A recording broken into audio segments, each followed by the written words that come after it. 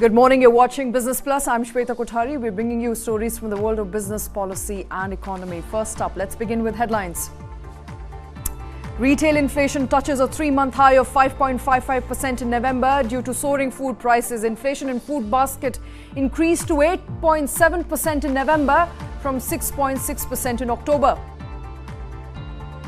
And industrial production growth at 16-month high in October clocks 11.7%. Factory output growth contracted by 4.1% in October of 2022. Among other stories we are tracking, Ashneer Grover pushes back, alleges operation and mismanagement at BharatPe, moves NCLT, the National Company Law Tribunal, requesting a status quo on the affairs of the company. And Civil Aviation Minister Jyotiraditya Scindia directs airlines to keep airfares in check, discusses airfares on-time performance with Airline Advisory Group. And Air India also gets a designer touch to its uniforms. Airline unveils a new uniform for pilots and cabin crew designed by Manish Malhotra.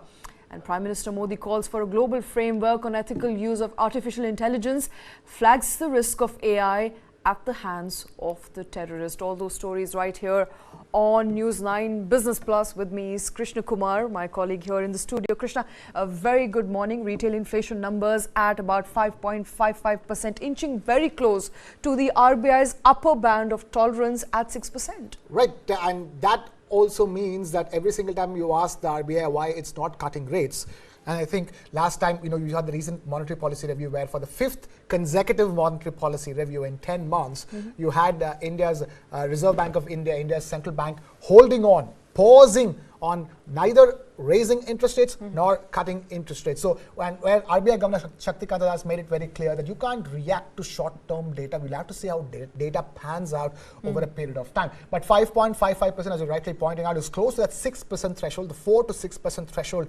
that India wants to operate under. So concerns remain as far as the inflation is concerned. Of course, you have food inflation, which is difficult to tame, which is in fact driving the retail inflation upward. Come to think of it, food inflation basket at 8.7%. Now, food inflation baskets accounts for about 50% of the retail inflation overall, and that is what is proving to be a dampener. You have rainfalls which are unpredictable, weather patterns that are swiftly changing. Government, despite all efforts that it can take to buffer up our stock, has not been able to contain food inflation. Right. It's a complex problem as far as food inflation is concerned. Very difficult to manage. India is a big country, very difficult to manage, to get the exact same amount of rainfall uniformly across the country. So erratic rainfall has meant that crops somewhere have failed, somewhere is okay. So in that sense of food inflation, let's face it, it's not just new. We've seen issues, in the last 6 months to 8 months where everything from tomato to onions to ginger, every single piece of that food basket, those daily essentials, the prices shooting up. And then in fact, government intervention, bringing those sanity back to prices. If you remember what happened with the tomato prices a few months ago, it just went on to astronomical levels, 200 rupees per kilogram. And then it was government intervention is the reason why you and I buy tomatoes today at a decent price. Same applies for onions as well. Of course, things like pulses, or inflation in pulses and other food grains have also been controlled only because of government intervention. But whereas the challenges remain in terms of making sure there's enough stock and the stock that meets demand, and then prices don't spiral up the moment any kind of problem happens in the supply chain. A lot of times what happens is that you have these truckers strike, you have issues where taking the food commodities from one place to another becomes a problem. So availability in a particular place becomes a problem. For example, if there's a trucker strike in Maharashtra, people in Delhi NCR get their onions from Maharashtra. So if there's trucker strike in Maharashtra, there's actually no problem with the onion crop. There is no problem with anything. But because of a trucker strike, we'll have a shortage. And tomorrow morning when you open Swiggy, you'll have onions at 150 rupees a kilo. So there are those kind of issues as well that affect food prices, essential food prices in this country. So I think how the RBI can control food inflation. Is anybody's guess. The RBI cannot control food inflation.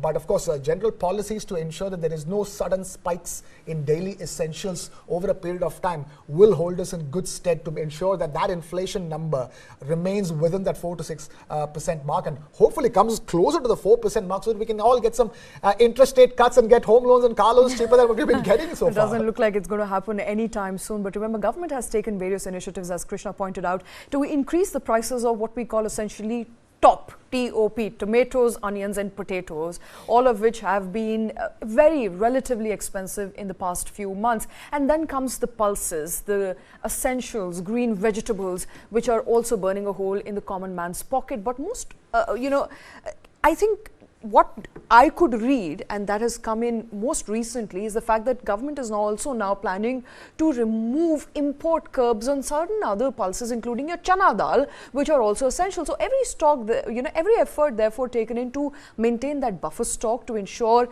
that as we hold on to as much as we can by the way of wheat, by the way of rice, and also remove import curbs where we had them prior to this month. So I think the big challenge for this government as well as for the RBI would be to tame food inflation in the months to come. And we are now hearing and reading about how El Nino weather patterns will continue the next year as well. Yes. So on one hand, it becomes difficult for RBI to cut rates. On the other hand, it becomes increasingly difficult for the government, which will be contesting the general elections now in coming 2 to 3 months, to tame the monster of inflation. But this has a direct impact on the public. It has an impact on people's ability to spend on their pockets. Right. You're looking at a situation where the US inflation refuses to stop its upward climb. Everybody in the US, we keep talking about how, oh my God, will the US Fed cut interest rates next month?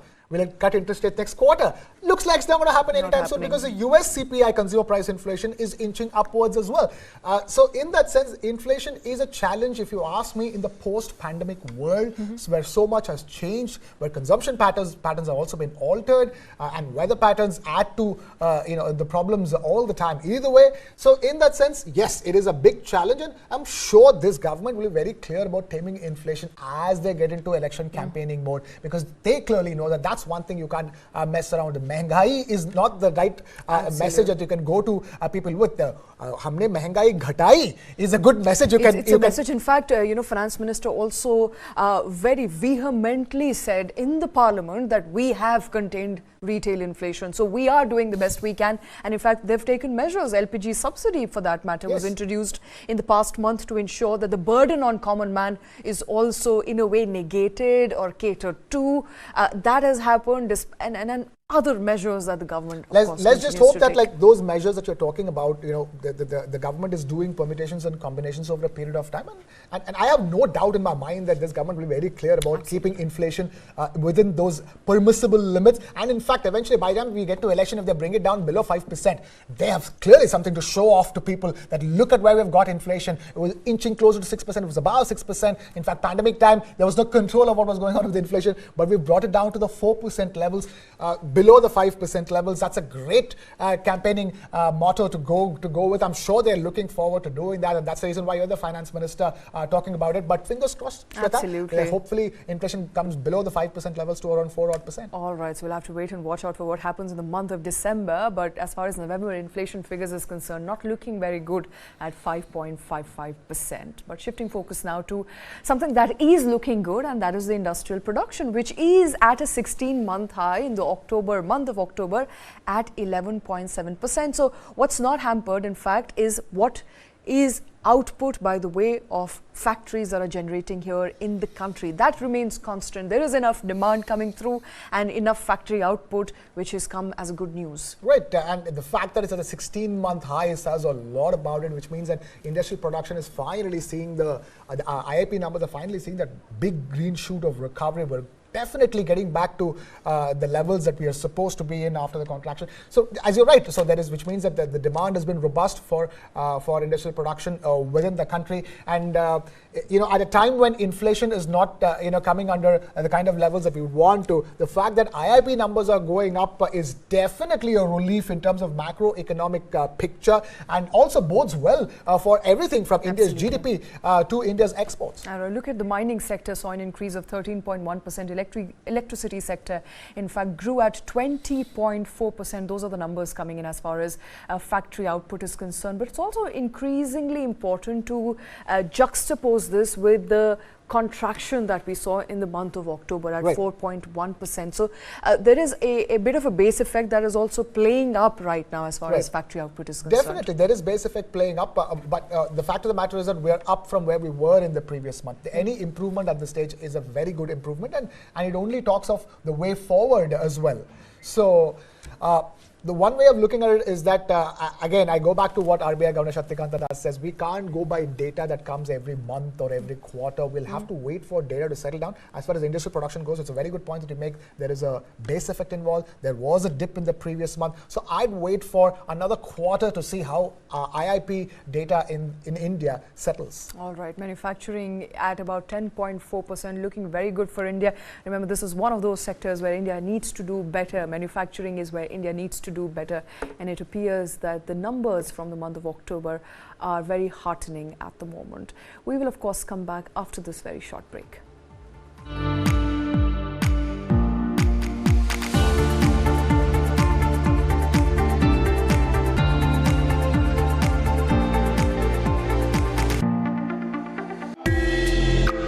Currently, the industry is facing a lot of challenges as far as demand is concerned. Basically, the US markets has slowed down because of high inflation. So obviously, diamonds being a dream product, something which doesn't have a utility value or is seen as a luxury.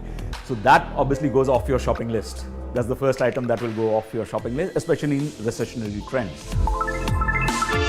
That lab-grown diamonds are not mined, and they do away with the entire mining. So they save up on all the environmental damage that is associated with mining, and of course, the mining cost, which is why they're even more affordable. People that is impacted by all these recessions are the artisans, are the people who work in this industry, right? But I think lab-grown diamond has allowed them to actually use their skills in the same product. This and more streaming on world's first news OTT, News 9 Plus. Download now.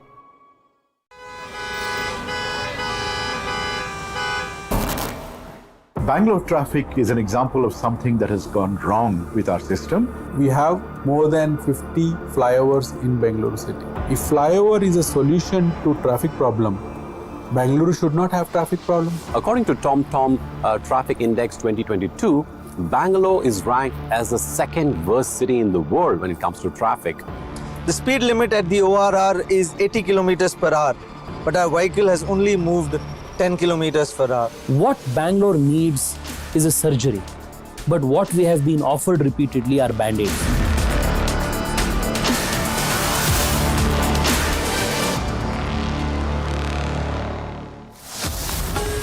Only on the world's first news OTT. News 9 Plus, ahead of the curve.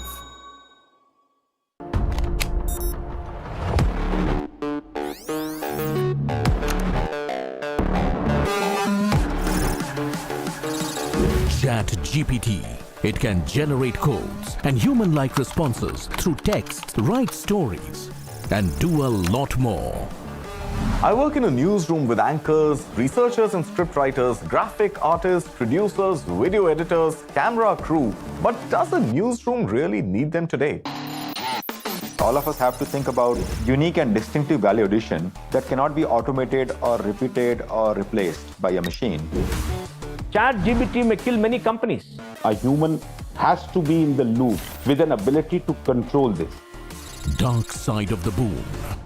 Streaming now.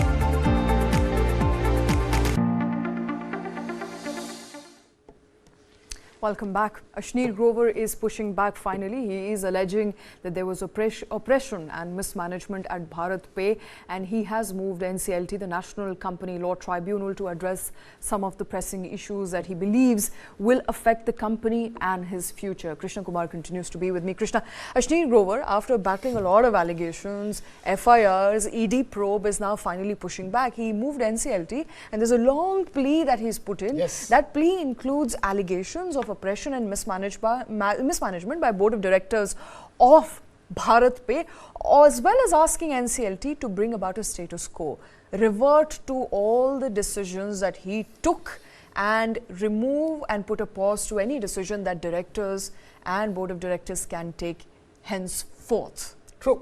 And let's remember, just to jog everybody's memory back, it was March 2023 when Ashneer Grover was finally shunted out of the company by the board of directors, and he's got 7 demands. Let me recount what those 7 not demands, the 7 things that are part of his plea at the National Company Law Tribunal, or NCLT. Number 1, to declare the actions of all the board of directors as quote unquote oppressive. There you go. Number 1. Number 2, any change in management of the company by altering its board of directors as void. That is number 2. Number 3, direct an audit of BharatPe by Ministry of Corporate Affairs. Number 4, to revert back any new shares or ESOPs that have been issued since Ashneer Grover's resignation in March 2023. And number 5, reinstate Ashneer Grover as managing director and revoke Madhuri Jain's termination, his wife Madhuri Jain's termination. Number 6, remove board members included after Grover's resignation in March 2023. And number 7, to retain Ashneer Grover's restricted shares in the company at the price offered by the company for buyback. To put simply, these are the... He's going the Sam Altman way. But, I mean, board versus founder, I mean, another not question. New. Same old, same old. And he's also saying the same thing, like, ever since, he's been shunted out, it's not just been him. So many other officials in the company are out of the company, including the founder and the CEO. So what are you talking about? You have to look at the company and what is wrong with it. And let's not go into how much he's had to say against Mr. Rajneesh Singh and his conflict of interest and the board. And so clearly he's using terms like oppressive. So, which is to say the actions of the board are completely null and void because they were oppressive actions, not meant in the best interest of the company. And when he's asking for the audit of the books of BharatPe, I think he's also trying to prove the point that there was absolutely nothing wrong with the company. In fact, he's saying it in his plea that when he was first asked to go on a leave, he says that it was a completely fabricated issue for which he was asked to go on leave, and that issue had nothing to do with how well the company was actually doing. So, to sum it up, Ashneer Grover is definitely fighting back. The only question is the NCLT listening? Is the NCLT in favor of all the arguments put forth by Ashneer Grover and his legal team? We'll have to wait. All right, and so far, remember, Ashneer Grover is also battling a variety of allegations. Yes. Some of these allegations pertain to mismanagement of the company, also allegations of money that was taken away from the company, redirected to his personal wealth, to add to his personal wealth, to some of the channels that were created only to fund his personal income. So let's go back to what BharatPe has alleged. BharatPe has alleged that there was essentially mismanagement at the company. He was at the helm of affairs. The money was routed from the company to his personal accounts. There's also been an FIR in that matter, where money laundering allegation to the tune of 80 crore rupees, ED has now filed a charge sheet. So some of these allegations, it looks like they are, there's a match here as to which of these allegations will be true or false, but BharatPe essentially suggesting that the founder here was not in the right and therefore he had to go and he was pushed out. Right, and the founder here saying that it is the board which is problematic, and when you have somebody like Rajneesh Singh on the board who had conflicts of interest, as he was being part of so many boards apart from BharatPe, so Look, the arguments have been flying back and forth. I think for as far as this Wednesday morning is concerned, for now, the only update that we can tell people is that it's Ashneer Grover's salvo against the board of directors at BharatPe. And as you're rightly giving out, the analogy is of Sam Altman. And it was the same thing. It was a board that took a unanimous call to send the founder and the CEO out of the company and saying that, like, he is not good for the company for the way forward. And we all know what happened, and in the whole thing, and then the board had to go out eventually. Absolutely. So we'll have to wait and watch what really pans out in the Ashneer Grover and BharatPe saga. All right, it appears that another board of directors versus founder saga is playing out in India. Whether it will go the Sam Altman way, we don't know, but obviously a playbook there that Ashneer Grover seems to be drawing inspiration the Dogla Pan playbook, if I may. The Dogla Pan playbook. To sum it right, but let's move on to a story that is coming in by the way of civil aviation sector in the country. Civil Aviation Minister Jyotiraditya Scindia has directed airlines to keep airfares in check. He has discussed the issue of airline performance and the airfares which are exorbitant on certain routes, and asked what sort of management do these airlines actually have to keep a check on the airfares. Scindia is very clear that there has to be some sort of check and balance when it comes to airfare. Right, absolutely, and he is the civil aviation minister. He has to speak on the behalf of people, people like you and me who are trying to fly out all the time, find it extremely difficult to pay some of these exorbitant airfares. But you also have to keep in mind the ATF prices and how much cash flow is an issue for airlines in this country. Bear in mind, the Indian airlines are emerging out of that pandemic battering that they got, but the good news is that the number of flyers are back to pre-pandemic levels, so that is very good for them. And I'm also thinking, like, this is a good season to talk about airfares because usually the year end and holiday season is when the airfares tend to shoot up so much more. So corrective action when needed, when possible, needs to be taken to make sure airfares don't go through the roof. That's the message coming in from India's civil aviation minister, Shweta. And that's a fair point to go through. We're trying to control inflation and everything, from onion and potato prices to flight ticket prices, to ensure that India's civil aviation sector remains reachable. Remains accessible to a larger part of the Indian populace and not just a few minority with enough cash in their hands. All right, absolutely. So whether it will remain accessible or not, well, civil aviation minister and the minister are very clear that they want airfares to be within the reach of the common man. But sticking to civil aviation, and one of the biggest airlines in the country, Air India, has a new uniform. Ones you can see on your screen. They've been the talk of the town, isn't it? And these uniform have been designed by none other than Manish Malhotra. Yeah. I can only think of the last time we had these fancy uniforms, designer uniforms, was I think Kingfisher Airlines. But we're way past all that Kingfisher talk. We are in the new Air India talk, and okay. This is the only part where I'm going to give my personal opinion, because at the end of the day, it's all about reaction to this. I personally loved these uniforms, and generally these uniforms have received positive feedback. We didn't get we didn't see too much of trolling or anything of that sort. But then again, we're talking about an experienced Bollywood designer, Bollywood fashion designer like Manish Malhotra. So, let's hope that the way the uniforms look, that's the way the service is going to be on board the AI flights, new Air India flights. Because bear in mind, the design for the aircraft per se did not get much of a positive response. They were all like, it's too bland, or it's just, this doesn't really stand out. It's a little archaic. But the uniforms have certainly got the right feedback. Let's hope that the uniforms and the beauty of the uniforms transcends into the beauty of the service. Absolutely transcends into the beauty of the service. And the Tata-owned Air India now coming up with new set of uniforms that have been exclusively designed by Manish Malhotra. So the pictures, the visuals that you will be able to see on your screens, I think it's better looking than my face right now, but the pictures that you can see on your screens are the beautiful new uniforms that the staff, the crew members of Air India will now quite don. International, isn't it? At the same time, holding on to that Indian aesthetic as well, in terms of colors, in terms of the design of it all.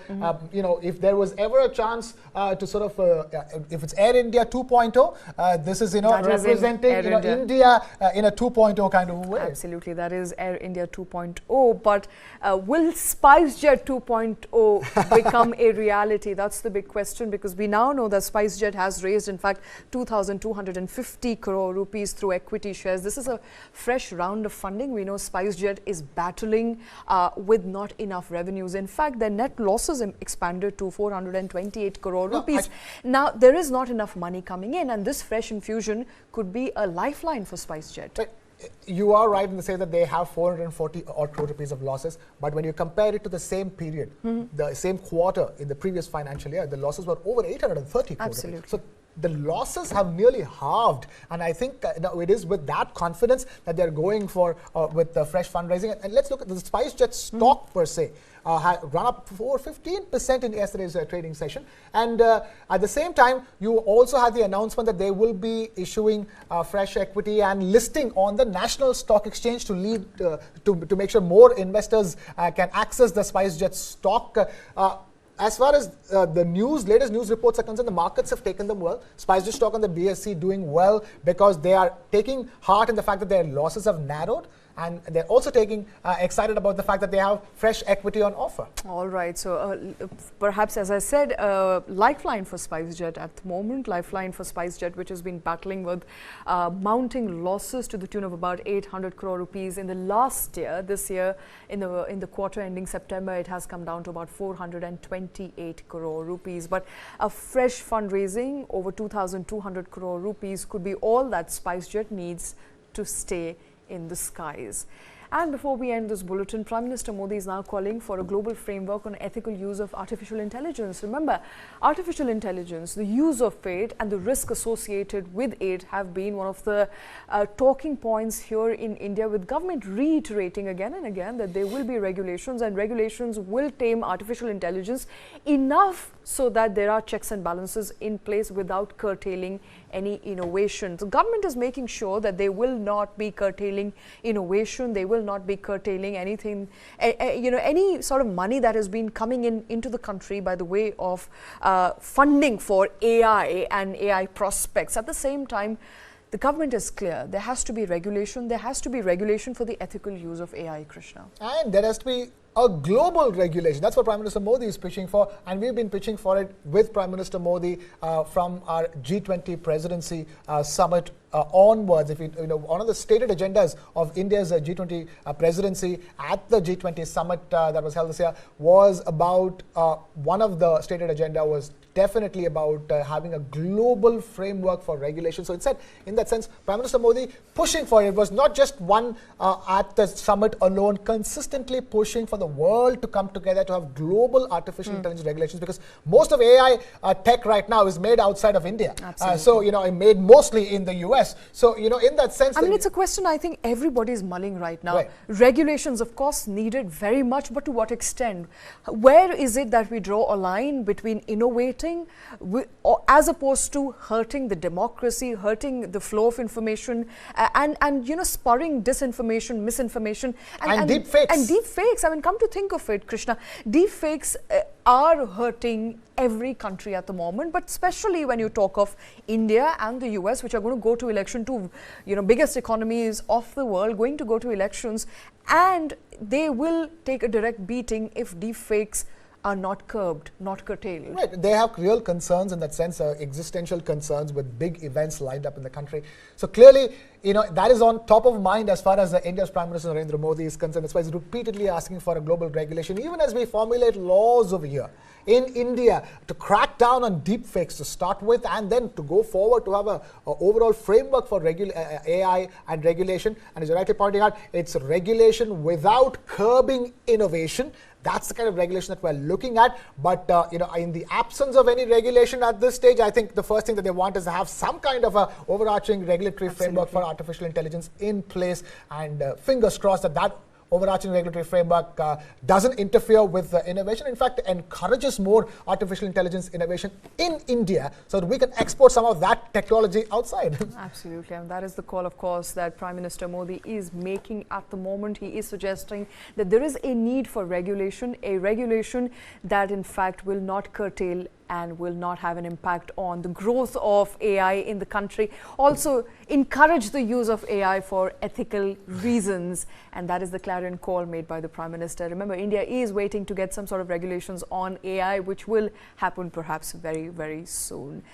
But with that, it's the end of this show. Coming up on News 9 Plus is a documentary called Entrapment. What is it about? Well, Pakistan is training women to work as spies. Their mission is to trick influential Indians into sharing secret information by offering sexual favors. Experts are advising defense personnel and scientists to exercise caution in online relationships, emphasizing the potential risk of involvement. There's also a request of the government to keep a close eye on the sale of the Indian SIM cards. Watch this.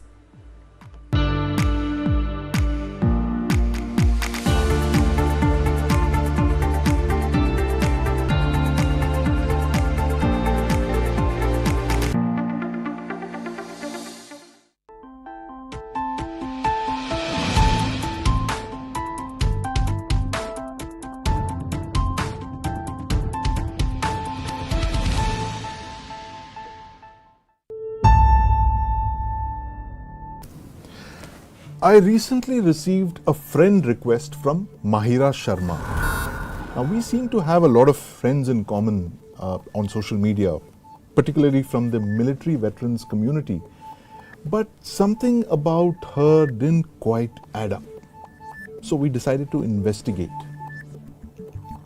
Now, honey traps as an espionage tool are nothing new. They've been around for centuries. But Pakistan's ISI, their spy agency, has been perfecting honey traps in the virtual space. Our story takes you inside Pakistan's honey trap machine.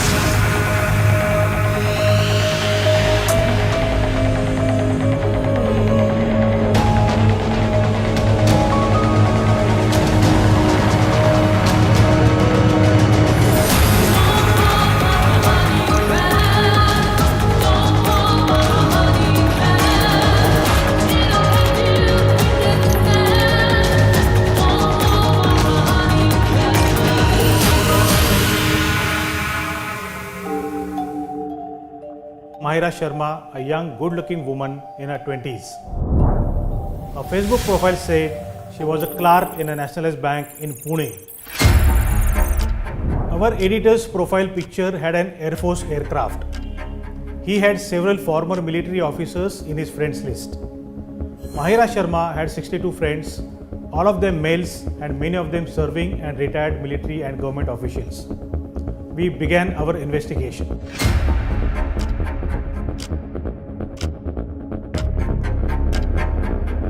We found